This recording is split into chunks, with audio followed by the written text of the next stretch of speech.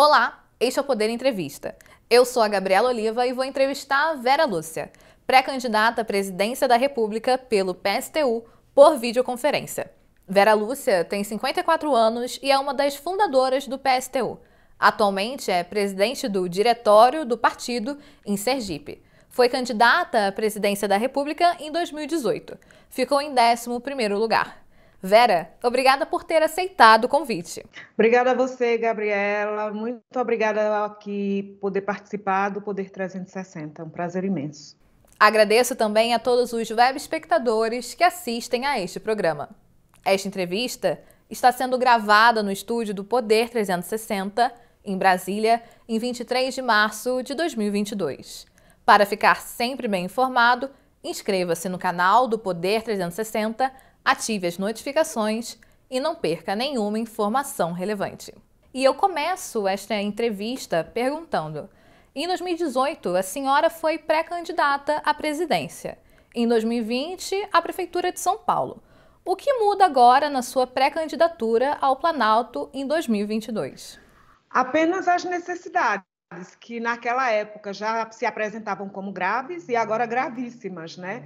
Nós estamos diante de um caos econômico, de uma pandemia, né? Então, uma crise sanitária, uma crise social de grandes proporções. Nós temos milhões, mais de 100 milhões, 116 milhões mais precisamente, de pessoas que não têm comida em casa. Nós temos mais de 50% da classe trabalhadora que deveria estar trabalhando fora do mercado de trabalho, que se somar os desempregados e mais aqueles que estão no subemprego, são 92 milhões de pessoas sem trabalhar ou em condições assim, absurdas de sobrevivência. Nós estamos ainda numa pandemia que não se acabou e não tem uma previsão de quando isso vai acabar, porque a vacinação é desigual entre os países. E nós temos vários problemas. Um governo que é genocida, que sonha em ser ditador, que nós precisamos tirá-lo imediatamente. Por outro lado, diante dessa realidade, nós não podemos deixar de apresentar uma candidatura que seja socialista, que apresente as reivindicações sentidas de fato da classe trabalhadora, uma vez que o outro que se apresenta na polarização, que é Lula, está abraçado com a grande burguesia desse país, a exemplo de Alckmin, de Kassab, de Renan, que são velhas raposas da política brasileira e que representam setores e interesses econômicos há muito vivido aqui por esse povo. Então, essa é uma das razões pelas quais nós estamos nos lançando agora, e os motivos é que nós precisamos, a classe trabalhadora, para sair dessa situação dramática, é preciso eleger um governo que seja seu, mas precisa controlar esse governo e ter um programa e um projeto de país que atenda a essas necessidades. Por isso a minha candidatura, a pré-candidatura agora, e por isso foram aquilo que me motivou o partido, tanto na eleição presidencial passada, quanto na eleição aqui em São Paulo, que é a maior cidade do país, a mais rica, mas também é onde se expressa todo tipo de desigualdade. E esse é um dos motivos pelos quais nós estamos agora apresentando essa pré-candidatura aqui para a classe trabalhadora brasileira. E o que a senhora avalia que tem de diferente para oferecer dos outros nomes ventilados até agora? Basicamente tudo, porque o nosso projeto, ele é um projeto formulado a partir das necessidades reais, que é da classe na qual nós estamos inseridas. Veja, nós estamos apresentando essa pré-candidatura, é um projeto que não é alheio às necessidades da minha classe social e da classe social na qual o PSTU sempre esteve inserido. E nós arrancamos exatamente dessa necessidade, mas confrontando diretamente com os interesses dos grandes capitalistas nacionais e internacionais, que na sua avidez de lucro passa por cima das necessidades e da vida dessa classe trabalhadora, que é produtora de toda essa riqueza, mas que fica aqui no país e se espalha mundo afora, mas que fica sem ela, na verdade se volta contra ela. Então, o nosso projeto é completamente oposto à candidatura de Bolsonaro, que certamente vai se apresentar como um vice, tendo Braga Neto, né? Ele já só não fez declarar, mas praticamente informou isso na última entrevista que ele deu. Lula abraçado com Alckmin, como eu já falei antes, Moro, que foi ministro de Bolsonaro, e Ciro Gomes, que só falta ser presidente do Brasil. Ou seja, todos eles ou foram ou são diretamente responsáveis por essa realidade que nós estamos vivendo agora. E nós somos vítimas dessas políticas, somos vítimas desses governantes e vivemos essa realidade.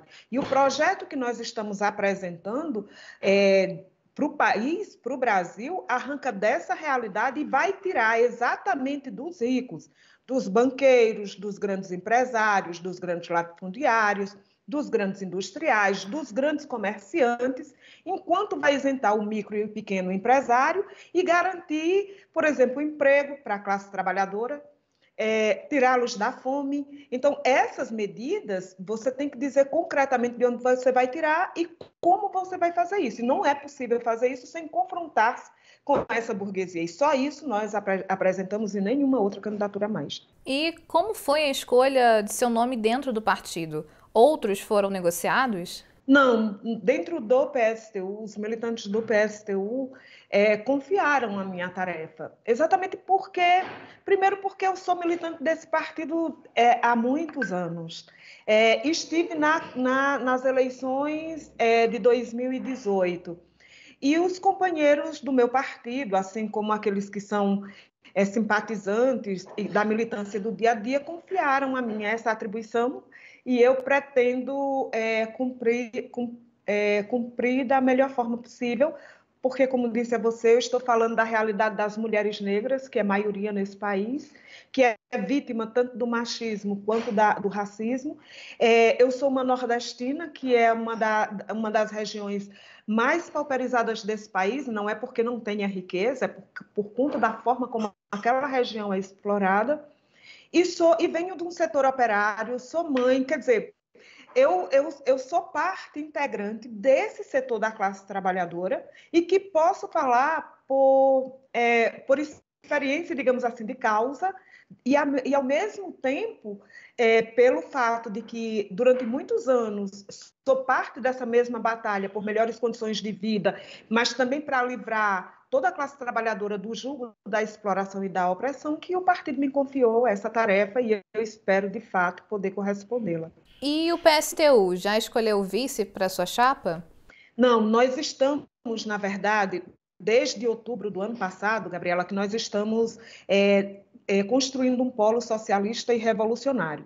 Esse polo ele é constituído de militantes de várias organizações, do movimento sindical, do movimento popular, do movimento estudantil, de indígenas, quilombolas e de organizações políticas. Dentro dele nós temos, por exemplo, algumas correntes do PSOL, que, descontente com o percurso, né, com o curso do seu partido, tem discutido conosco, a exemplo da corrente de Plininho, que todos vocês conhecem, Plininho de Arruda Sampaio Júnior, assim como o Babá, que é da CST, são como Dirlene lá no Rio de Janeiro, em Minas Gerais, como Marinalva no Rio de Janeiro, como Rejane no Rio Grande do Sul, e várias companheiras que estão conosco e companheiros que debatem conosco esse polo. Então, nós esperamos, sinceramente, e estamos discutindo com os companheiros, com os camaradas nesse polo, a possibilidade dessa candidatura não ser somente do PSTU. O PSTU apresentou o meu nome, mas o nosso intento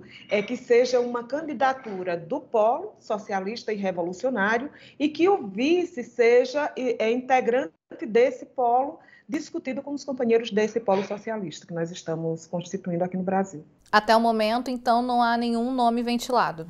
Não, ainda não. Por hora, não. Estamos discutindo. Espero que a gente tenha esse nome para apresentar brevemente. E quem ficará responsável pela comunicação da sua campanha e pelo seu programa de governo?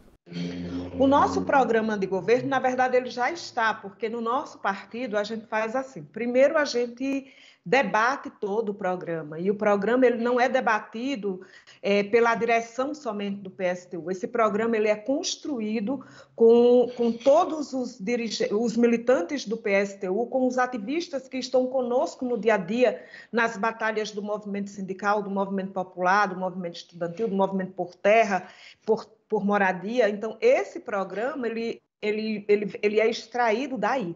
Ao mesmo tempo, ele já está pronto. Vocês podem, inclusive, acessar através do site do PSTU, está disponível na plataforma também do próprio Polo Socialista e Revolucionário, que nós também colocamos à disposição dos companheiros, e está disponível, inclusive, em forma de cartilha para o país inteiro. Junto com isso, nós temos uma equipe, que é uma equipe tanto política como de comunicação. O companheiro diretamente responsável é Roberto Aguiar, um companheiro de grandes batalhas, um companheiro de luta, que também é jornalista, mas tem toda uma equipe que cuida da agenda, que cuida das entrevistas, que cuida de tudo isso. É toda uma equipe, eu não faço um trabalho sozinha, não. E, se eleita, qual será o foco de atuação do seu governo? Uma das primeiras coisas que nós precisamos fazer, uma vez eleita, primeiro, construir, estimular e potencializar a organização dos conselhos populares. Esses conselhos populares vão discutir todo o planejamento, toda a ação, controlar o governo, debater sobre o governo, tudo e os próprios projetos que já estão postos aí, como é que eles serão conduzidos. E, imediatamente, a anulação de todas as reformas, trabalhista e previdenciária. E não é a última reforma trabalhista, nem é a última reforma previdenciária. São todas elas que foram feitas ao longo dos governos. Tanto a previdenciária, que tem a primeira reforma no governo de Bolsonaro, passando por Lula, e até agora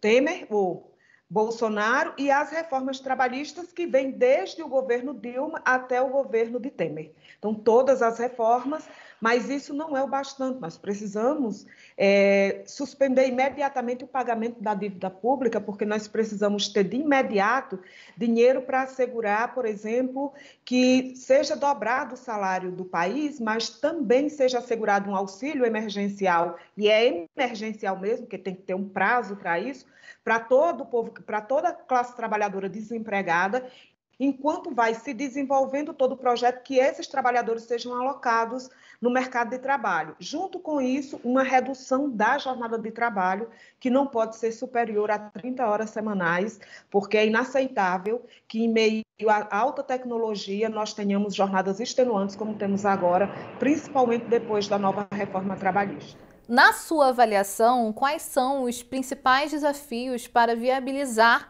a sua pré-candidatura? A minha pré-candidatura já está viabilizada, já teve o lançamento. A minha candidatura, o maior desafio que ela pode enfrentar, caso ela se confirme, é o desafio de você disputar umas eleições em condições completamente desiguais. Não só pelo fato de você ser mulher, negra e da classe trabalhadora, de você ser assalariada como todo mundo, mas porque a própria legislação eleitoral ela é muito pouco democrática, pouquíssimo democrática, né? Muito estreita, e, ao mesmo tempo, uma eleição controlada pelo poder econômico. Então, o desafio vai ser a gente, num país de dimensões continental, nos fazer ouvir e ver pela multidão que é a classe trabalhadora, empregada e desempregada desse país, e que ela tenha acesso ao nosso programa. Então, nosso grande desafio vai ser esse, chegar a toda a classe trabalhadora, chegar em todos os cantos do país. Para isso, nós vamos apelar bastante às redes sociais, mas você sabe também, Gabriela, que mesmo nas redes sociais, nós temos que ter dinheiro para isso, e dinheiro não é coisa fácil de trabalhador ganhar, num partido como o nosso, então é muito difícil. E, ao mesmo tempo, ter essas atividades, tanto virtual quanto presencial. Então, vai ser uma campanha híbrida em todos os sentidos, para que a gente possa chegar longe o mais longe possível.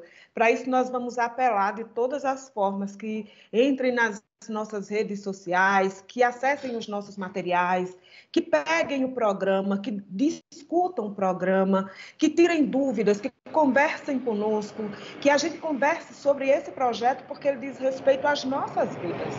Não diz respeito, por exemplo, aos interesses dos bancos, dos donos dos bancos, dos grandes empresários, nem das multinacionais. Diz respeito à classe trabalhadora do campo, da cidade, jovens desempregados, idosos, mulheres, LGBTs, negros e negras, e nós precisamos nos salvar das garras do sistema capitalista. Para isso, nós precisamos ter um governo nosso, controlado por nós. Nós estamos vivendo momentos muito difíceis, né?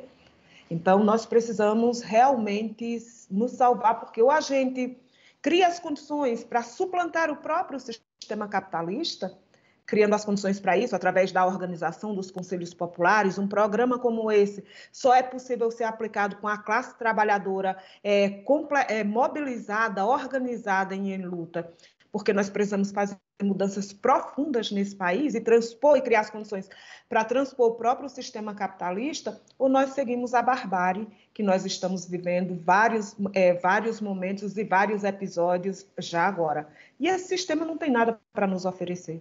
Qual é a importância do PSTU lançar uma candidatura própria nas eleições presidenciais?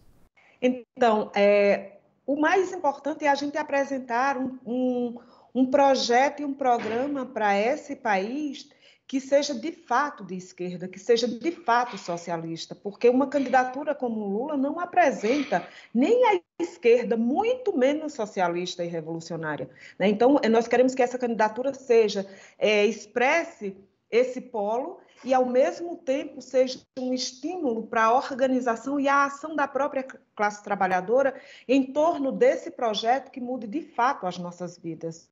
Nós precisamos resolver o problema da fome. Nós precisamos resolver o problema do desemprego. Nós precisamos resolver o problema da moradia, das enchentes. Nós precisamos resolver o problema do meio ambiente. Isso é incompatível com os interesses capitalistas.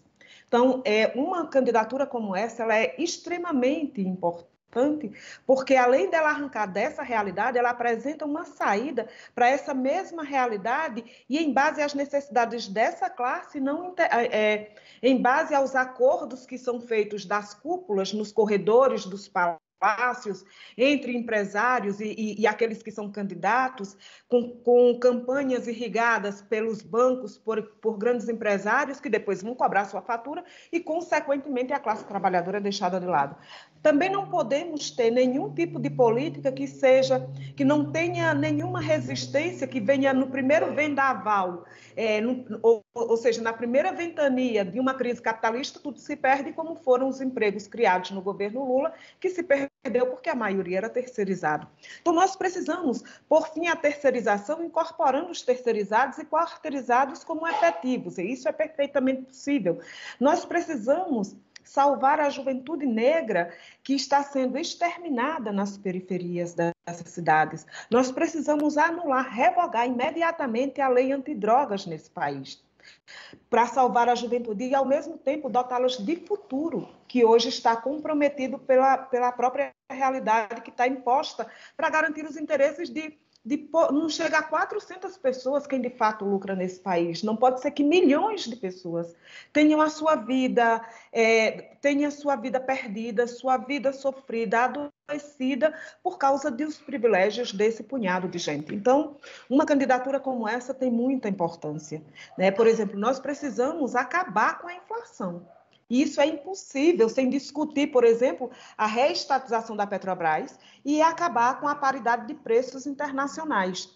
Então, isso não dá. Ao mesmo tempo, os bancos precisam ser estatizados e controlados para que a gente possa ter recursos para investir no próprio desenvolvimento do país, nas necessidades do país, que agora está voltando somente à condição de produtor de produtos para exportação de produtos primários, ou pouco industrializado, como comida, alimentos e minérios. Segundo a última pesquisa eleitoral do Poder Data, Lula tem 40% das intenções de voto e Bolsonaro 30%.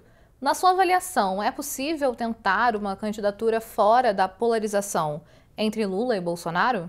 É necessária.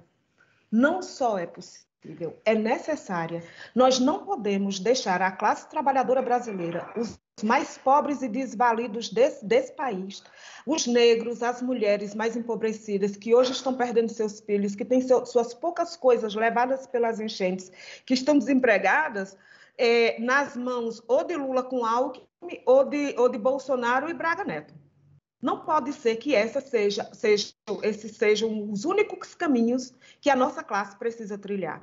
Nós temos o dever e temos a necessidade, enquanto classe trabalhadora também, de apresentarmos para todos nós uma saída que leve em consideração essa nossa vida e que apresente a necessidade que a classe tem de ter um governo que de fato seja seu. E um governo da classe trabalhadora, como será um governo nosso, ele só pode se traduzir num governo de fato dos trabalhadores brasileiros se os trabalhadores brasileiros controlarem esse governo. Esse governo não vai ser possível ser controlado se for Lula ou se for Bolsonaro ou se for Ciro ou se for Moro. Esse governo será controlado se for um governo nosso, porque é parte da nossa plataforma de governo, é parte do nosso princípio enquanto organização e enquanto partido, enquanto candidata. E o PSTU se considera terceira via? Olha, a terceira via dentro dessa disputa entre os dois. Como via, se você for levar ao pé da letra, nós seríamos a segunda, porque uma é de manter o sistema capitalista, seja com a sua cara feia ou maquiada, e nós estamos dizendo que precisamos ter um projeto que arranque dessa realidade aqui, mas que suplante o próprio sistema capitalista. Então, ao fim e ao cabo, existem duas vias possíveis que a classe trabalhadora está chamada a trilhar. Na sua avaliação, Lula e Bolsonaro são a mesma coisa? Não, eles não são a mesma coisa. Lula não defende o fechamento do regime, ele não defende que ter um governo controlado por militares e ele seja seu ditador. Isso ele não defende. Nisso ele é diferente de Bolsonaro. Diferente de Bolsonaro, ele não alardeia que é defensor do racismo, do machismo, da LGBTfobia, nem da xenofobia. Ele não alardeia isso. Na prática, termina fazendo isso como governo, porque as políticas implementadas, por exemplo, a lei antidrogas, que penalizou a juventude, levou milhares ao encarceramento, que levou as UPPs para os morros do Rio de Janeiro, levou à morte e ao encarceramento em massa dessa mesma juventude negra. Ao faltarem políticas para as mulheres, creche, condições de trabalho, você penaliza essas mesmas mulheres, porque a aprovação da Lei Maria da Penha é muito importante, mas se você não destina recursos e condições, ela vira letra morta. Então, na prática, termina sendo mais ou menos igual, mas não é igual. Eles são diferentes, né? Agora, por exemplo, com o Bolsonaro, ele vai seguir pagando regiamente a dívida pública aos bancos. Com o Bolsonaro, ele representa e corresponde aos interesses de uma parcela da grande burguesia nacional e internacional na sua candidatura. E certamente ele não vai anular as reformas, nem trabalhista, nem previdenciária. Ele não vai reestatizar e nem estatizar as empresas que foram privadas, nem mesmo a Petrobras. Não vai anular a lei de encarceramento, nem vai anular a lei antiterrorismo. Então, não vai, isso porque foram eles que criaram. Então, nesse sentido, eles são diferentes. Nós costumamos dizer assim, que Bolsonaro é a cara dos capitalistas sem maquiagem e que Lula representa essa mesma burguesia de forma muito mais diplomática, muito mais sutil, muito mais, com uma cara mais bonita, maquiada. Mas os dois representam setores da burguesia e essa mesma burguesia é responsável pela morte, é responsável pela fome, pelo desemprego, pela falta de terra, de moradia, de saneamento básico, e todos os interesses capitalistas foram assegurados no governo Lula, foram assegurados no governo Bolsonaro, assim como foram assegurados no governo Dilma, no governo Temer e nos governos do PSDB, com quem ele está abraçado agora.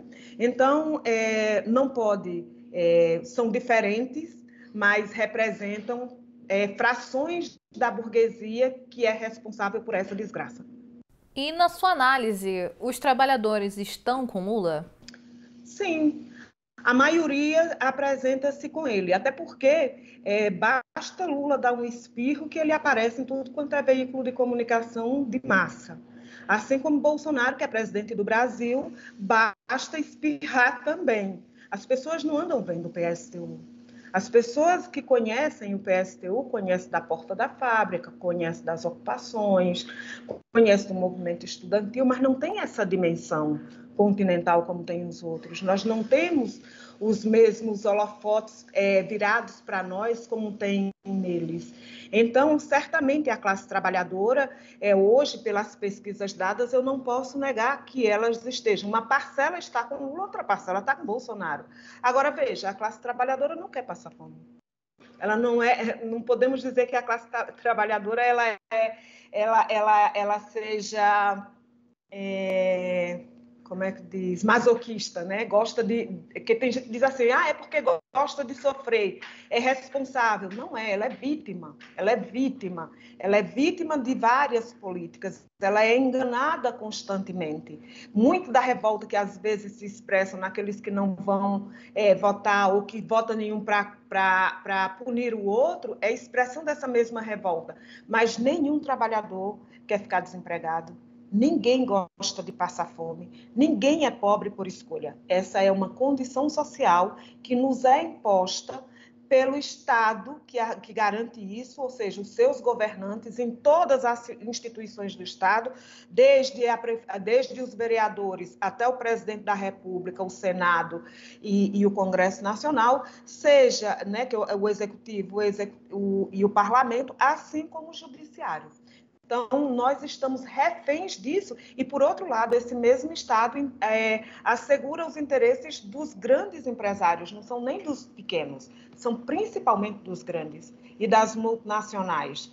O Brasil vive lambendo as botas do imperialismo norte-americano, que agora, inclusive, está sendo, no mundo, está sendo reconduzido a uma simpatia por conta da ocupação da Ucrânia por Putin, que é uma coisa absurda, porque nós queremos que Putin seja derrotado nessa guerra, nós estamos ao lado do povo ucraniano. Agora, nós não temos como salvação do mundo, ao contrário, o imperialismo norte-americano. Nós precisamos destruir esse império, assim como precisamos destruir a OTAN, da mesma forma que nós estamos pela derrota de Putin e estamos na defesa do povo ucraniano sem nenhuma confiança e nenhuma defesa do governo de Zelensky, que também expressa interesses da grande burguesia. Mas você veja, o nosso país é dominado por esse mesmo imperialismo e é servil e faz isso com prazer porque se satisfaz com a parte que fica com ela, porque a grande burguesia daqui é muito rica, mesmo que o povo seja pobre. Junto com a senhora, senadora Simone Tebet, do MDB, é a segunda mulher pré-candidata às eleições de 2022. Como a senhora analisa o número feminino para o pleito? Olha, o número feminino, ele expressa o próprio machismo existente na sociedade, porque as mulheres, por conta desse machismo, é atribuída a ela tarefas de caráter privado e a atividade política, ela é, em essência, uma atividade pública. Agora, e o fato de ter mulheres disputando as eleições é muito importante. Agora, eu tenho muita diferença com o Tebet. Muita diferença. Eu represento um setor da classe trabalhadora que a classe dela esmaga e explora e oprime. Então, mesmo que sejamos vítimas do mesmo machismo da sociedade, mesmo esse machismo para ela se apresenta de uma forma diferente da forma que se apresenta para mim e para outras mulheres da minha classe. Porque, para mim, o machismo se traduz na precarização do trabalho, nos menores salários, na pobreza dos bairros, na vida sofrida da falta de creches para crianças, para os nossos filhos, para minha neta, a vida inteira é assim, na degradação das escolas públicas, no ensino, na saúde pública, no transporte público. Para ela, não.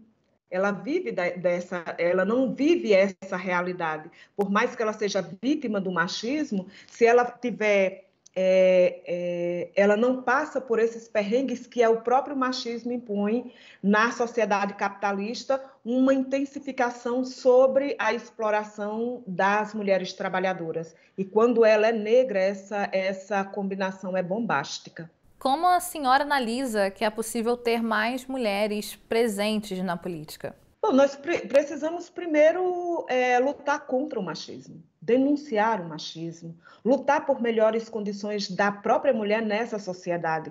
Nós precisamos lutar por creche, por trabalho, por igualdade salarial, por moradia. Nós precisamos lutar pela legalização do aborto. Nós não podemos deixar que o nosso corpo seja controlado pelo Estado e pelos homens, por um Congresso e por governos corruptos e machistas desse país. Nós precisamos garantir o direito à maternidade, que esse direito seja assegurado em condições da gente ter os nossos filhos, quando nós quisermos ter os nossos filhos, coisa que é negada. E da mesma forma que é uma hipocrisia a criminalização do aborto, porque só quem morre e fica com sequelas são as mulheres pobres. As mulheres ricas podem fazer isso a qualquer momento em clínicas e hospitais 5 estrelas. Então, nós precisamos lutar muito nesse país.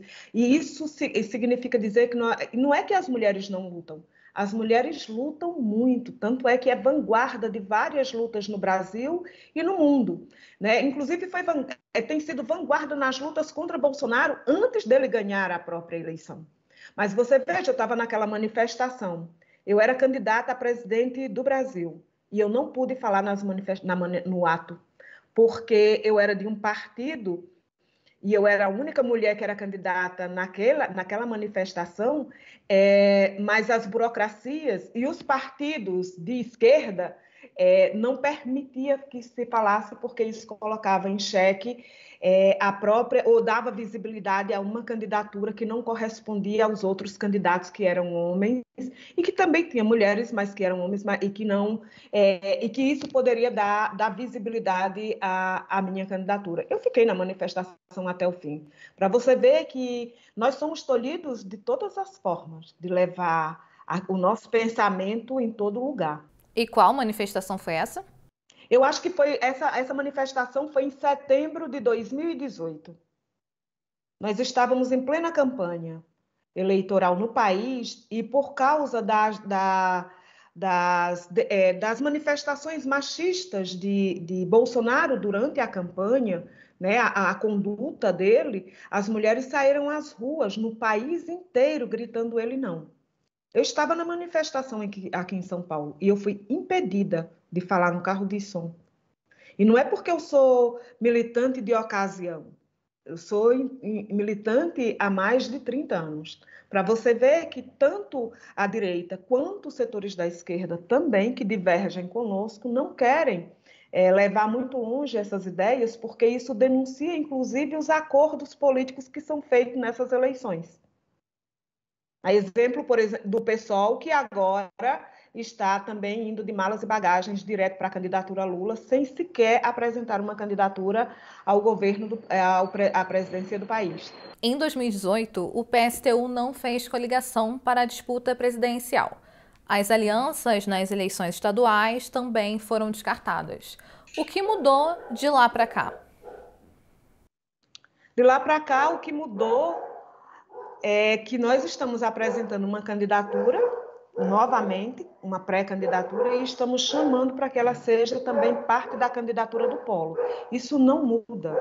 O programa é exatamente o mesmo, as candidaturas são o mesmo, só que diante dessa realidade, onde nós temos uma polarização entre a ultradireita e a direita tradicional, travestida como uma parte da esquerda, se apresentando nessas eleições, nós fizemos um chamado à construção de um polo socialista e revolucionário que apresentasse um programa de fato de esquerda, que de fato conduz a classe trabalhadora à organização e transpor o próprio sistema capitalista, coisa que nenhuma dessas candidaturas vão fazer. Então, Em essência, nós não mudamos absolutamente nada, porque, na verdade, o que se comprova eleição após eleição é que todas as candidaturas, todos os governos, seja da ultradireita, passando pela direita e até da esquerda, não resolveram o problema da classe trabalhadora brasileira. E nós continuamos aqui dizendo para ela, olha, nós precisamos desse programa e desse projeto. Por essa razão é que nós estamos, inclusive agora, já difundindo esse programa, já colocando para que todo mundo tenha acesso, que faça os debates, dizendo para todo mundo que converse com ele, sobre ele, porque se a gente segue nesse curso,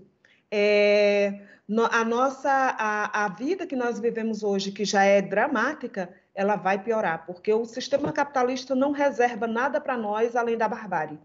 Sobre 2022, Vera, o PSTU negocia alianças com outros partidos por meio de federação partidária? Não. Não, nós não estamos negociando federação partidária, nós não estamos fazendo esse tipo de discussão entre nós. Nós estamos construindo polo, estamos apresentando essa candidatura, estamos discutindo com os trabalhadores aqui no país inteiro. Depois do lançamento da pré-candidatura, nós já vínhamos conversando antes e vamos intensificar isso agora, mas nós não estamos discutindo federação de partidos entre nós, não. Pré-candidata, o PSTU já fez críticas ao PT e ao PSOL, afirmando que as siglas querem se atrelar à burguesia. Como a senhora analisa a atuação dos partidos para 2022? Então, exatamente, esse atrelamento ainda maior dessa esquerda à própria burguesia brasileira e internacional. Tanto é assim que todo mundo conhece Alckmin. Lula teve a pachorra de dizer que Alckmin gostava de pobre. Alckmin foi responsável pela desocupação do Pinheirinho com uma polícia, com a sua polícia, numa madrugada de domingo. Tirou um bairro inteiro para garantir a posse de Nas Narras, um empresário corrupto, que todo mundo sabe, um bandido.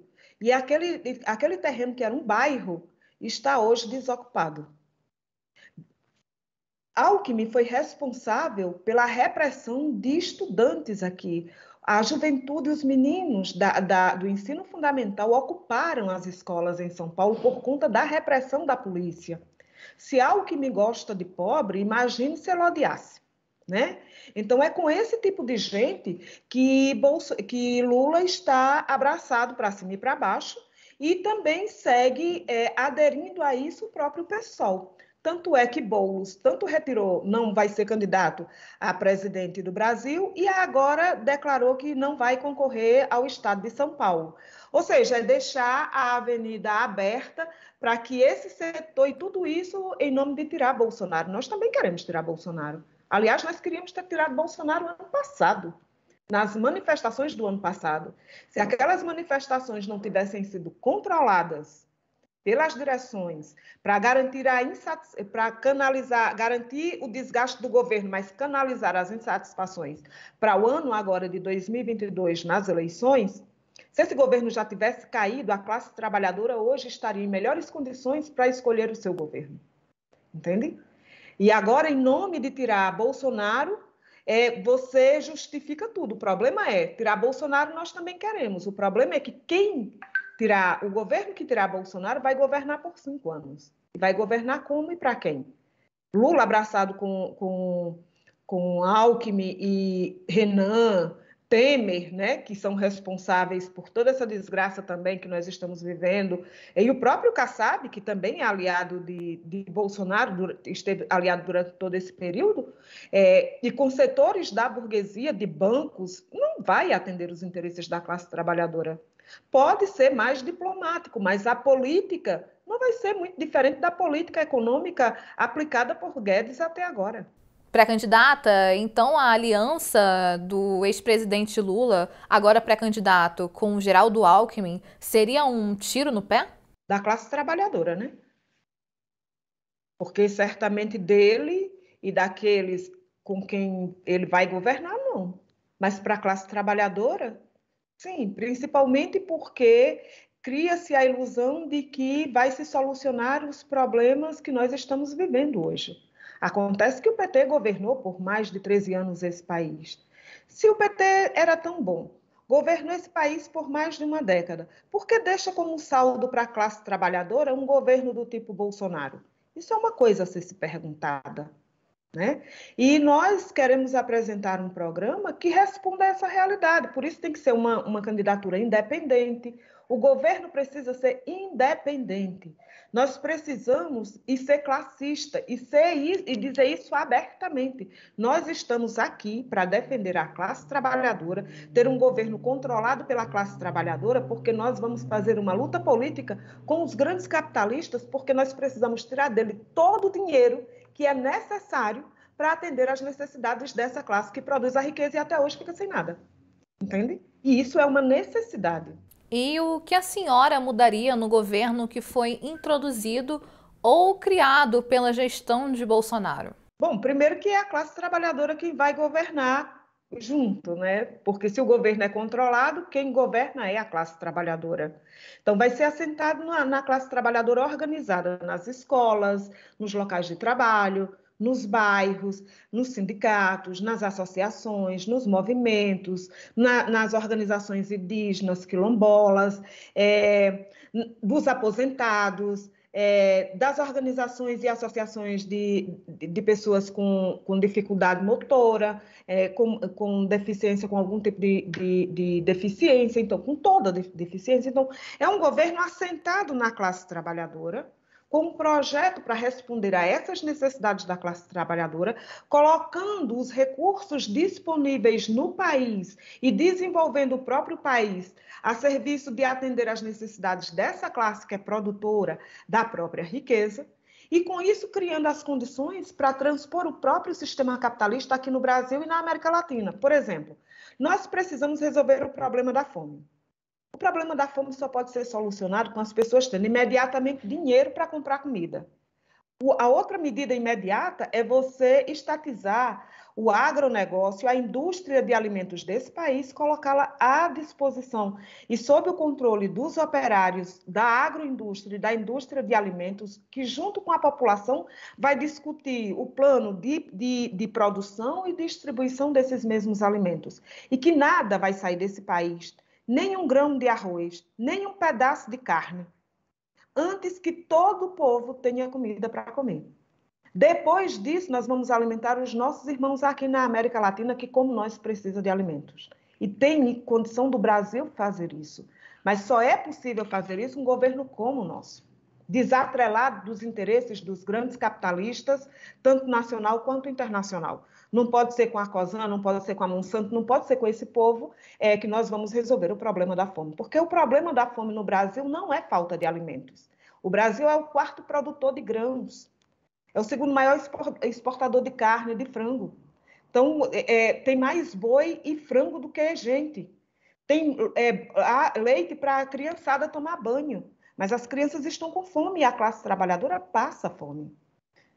Além disso, nós temos que baixar os preços dos alimentos, tem que acabar com a carestia, então tem que investir, a Petrobras tem que ser 100% estatal, tem que investir em refinarias, tem que reestatizar a indústria de fertilizantes, tem que acabar com os agrotóxicos, ou seja, um plano como esse, um projeto como esse, ele só pode se assentar na classe trabalhadora mobilizada, porque é um projeto que reestrutura o país, mas sob outra ótica, com outro viés, tem um outro critério. O critério é a satisfação das necessidades humanas de quem precisa comer, morar e trabalhar, coisa que é o oposto do que vivemos hoje.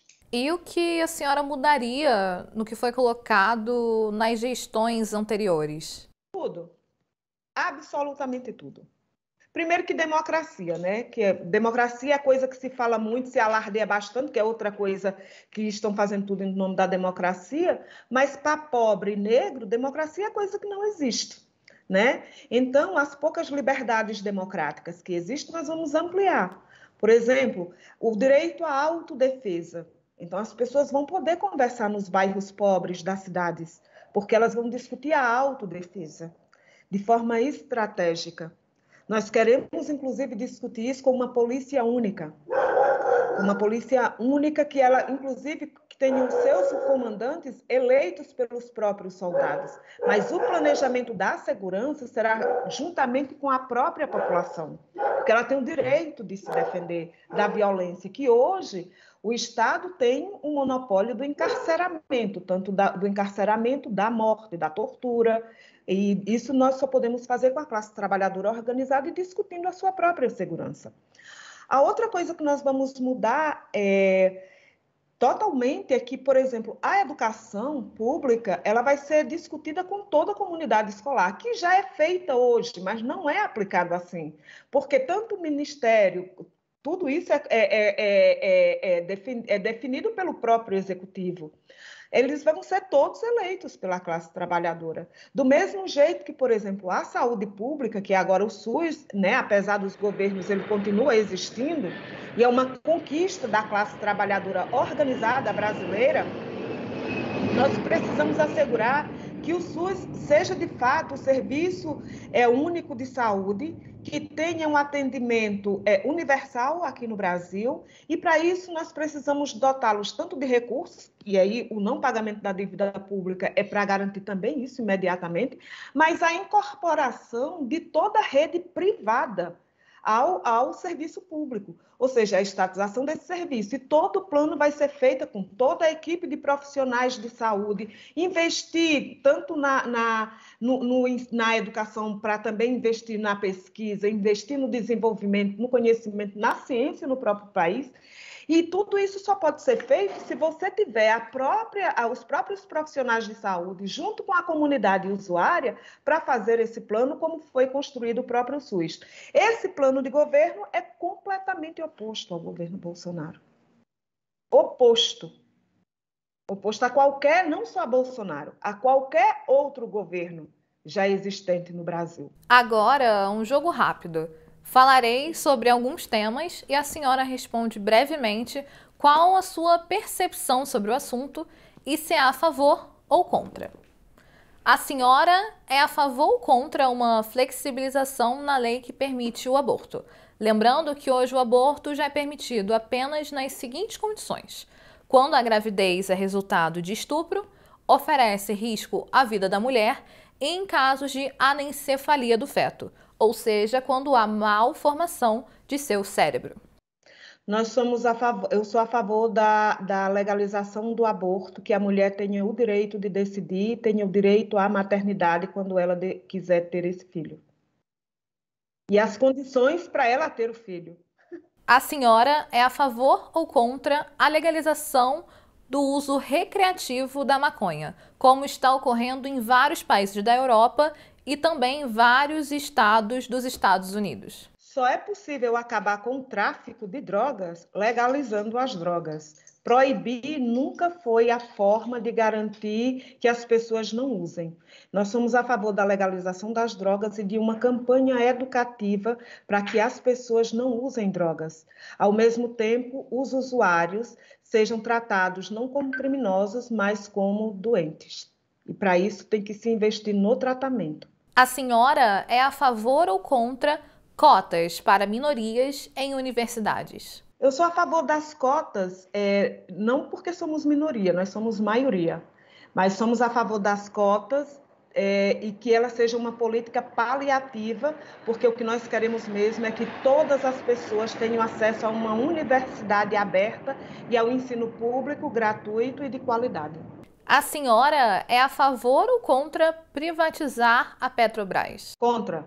Nós defendemos não só a reestatização, a anulação de todos os leilões da Petrobras, que ela volte a ser 100% estatal, controlada pelos trabalhadores, e a reestatização de todas as empresas que foram privatizadas no Brasil e controlada pelos respectivos trabalhadores dessas empresas e mais a população usuária. A senhora é a favor ou contra, então, privatizar o Banco do Brasil ou a Caixa Econômica Federal? Nós somos a favor da estatização de todos os bancos, todos, para que o governo possa ter o controle sobre as várias operações que até hoje é uma caixa de Pandora. Nós precisamos revelar o montante de recursos que circulam pelos bancos e nós precisamos acabar com o controle dos bancos sobre a vida das estatais, das empresas e das pessoas. E para isso, quem tem que ter o controle são os próprios bancários e o próprio governo.